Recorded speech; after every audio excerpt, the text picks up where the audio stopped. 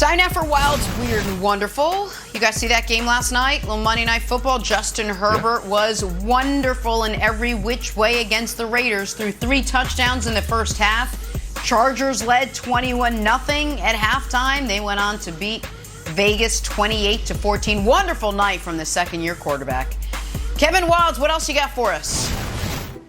Oh, we'll start with the weird, but it's going to be the normal. First quarter, Golden State in Portland. Steph tries to draw the foul, and nothing.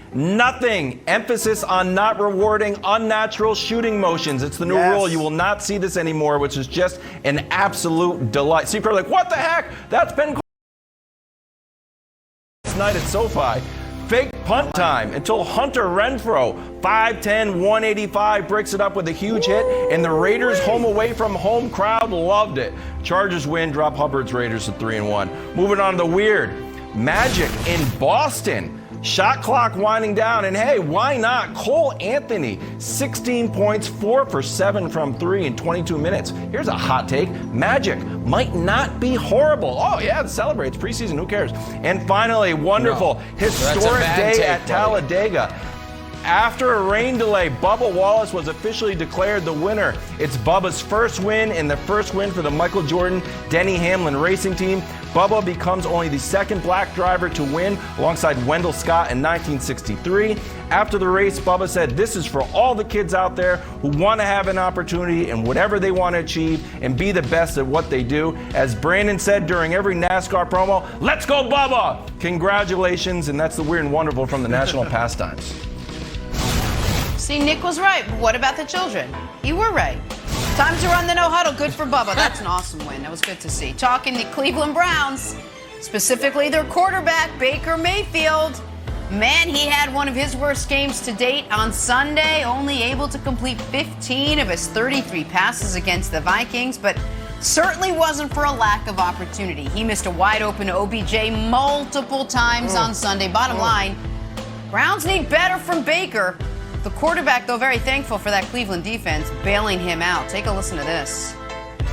When I'm playing quarterback like that, that's thankful they played like that. I mean, that's a really good offense that's averaging, I think, 30 points a game. So for them to play lights out like that, we're lucky to have them on our side. And, you know, I need to pick it up because if I think that piss poor performance is going to cut it, it's not. So I'll get better, but luckily we can lean on those guys and run the ball when we need to.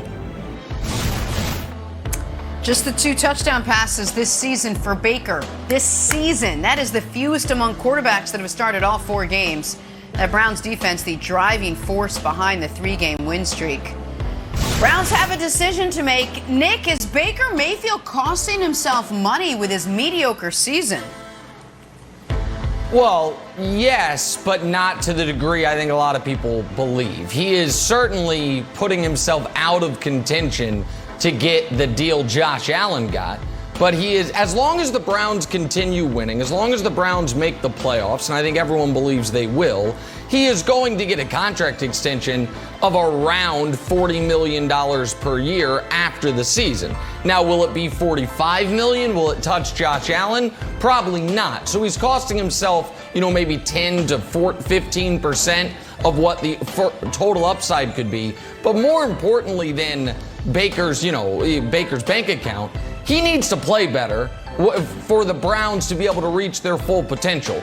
The numbers are jarring. Fewer than 250 yards per game, 2 touchdowns, 2 picks, a passer rating that doesn't look terrible if you don't remember that these days passer ratings are about 20 points higher than they were just 5, 8, 9 years ago.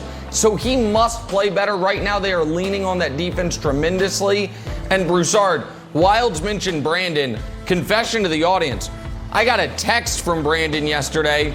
I didn't even open it. I don't know what it says because I know what it says. It's about Baker Mayfield and him taunting me about Baker Mayfield. Sorry, Brandon, if you're watching. Didn't read it, won't respond to it till Baker plays better. But he's got to play better, especially with their 2 games coming up, 2 very tough games coming up where they're going to need that defense and the offense to produce.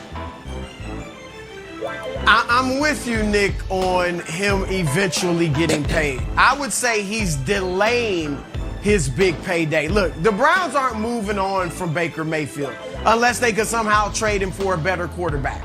All right, he has led them to the playoffs for the first time in 18 years. He has led them to a playoff victory for the first time in 26 years. Just think about what the Browns were a couple years ago. I mean, this franchise was in the dumps, and he's not elite, and I don't think he'll ever be elite. He's not a great quarterback. He's a good quarterback. And what the Browns are clearly doing right now, Nick, I really believe they're trying to maximize his rookie deal so they can add the pieces around a good but not great quarterback, so maybe they can win a Super Bowl with that quarterback because he's not making a ton of money. So they picked up his option for next year. So I'm not so sure. I mean, I get it that the extension would kick in later, but they may not come to an extension next year. They may just let him play out his fifth-year option. They obviously can franchise him for a year, maybe two if they like, and then by then they'll really have a grasp of, okay, is he going to get better and be, I don't think he'll be elite, but, you know, keep improving? Can we win with him on this rookie deal? Or do we need to go ahead and pay him the big extension? So I just think he's delaying it, Wilds. He's going to get paid because Cleveland's not moving on. But he won't. He's not an elite quarterback. He's a good one. Yeah, so I buy most of that, Broussard, but when you say Cleveland's not moving on, the little bird on my shoulder is just whispering at me, like, are you 100% sure, Wilds? And I'm like, yeah, they're not going to move on. Like, are you 100% sure? We saw Matthew Stafford go out there. He's doing well. We saw Tom Brady leave. He's playing well. We know there's some superstar quarterbacks that are unhappy, like Russ and Aaron Rodgers, in their current situations. I'm going to move it up from 100% to 99%. Open the door a little bit that the Browns do sort of like look around if there are superstars out there. Oh, Jimmy G might be available too. Okay, Nick, I want to get your take on this because I hate to subscribe to media narratives, although I am in the media and love narratives. What do we make of this stat? He had that one really terrible throw that we can show. And I know it's just sort of a narrative. Oh, they don't get along. There's no chemistry. I'm like, all right, at this point, you got stats to back it up too. I don't want to pile on Baker or OBJ, but when you see those numbers, it makes me think there is something up. What's your take on it? Well, my take on it is in their first game back together, not this past week, but the week before, they had a really good connection. And so a lot of those numbers are misleading in this regard. It has to do with last year and the season before. And the season before obviously was Baker's worst year, was this Freddie Kitchens season from hell. So I think those numbers are going to continue to look bad because they're weighted so heavily to the past, if you will. However, what I will say is Baker's biggest weakness as far as throws are deep and outside the numbers. And that throw we saw right there, that's where Odell, his elite route running and his elite hands can really hurt you. So I don't think they're going to have a Mahomes to Tyreek type of connection. I think Baker's always going to be more of a running backs and tight ends quarterback and guys, slot receivers who go over the middle. It's one of the reasons he and Jarvis went so well is Jarvis wasn't going deep so much as he was in the intermediate where Baker excels more. But I don't think, Jenna, the numbers are actually, the play is actually as bad as the numbers suggest in totality. Yep.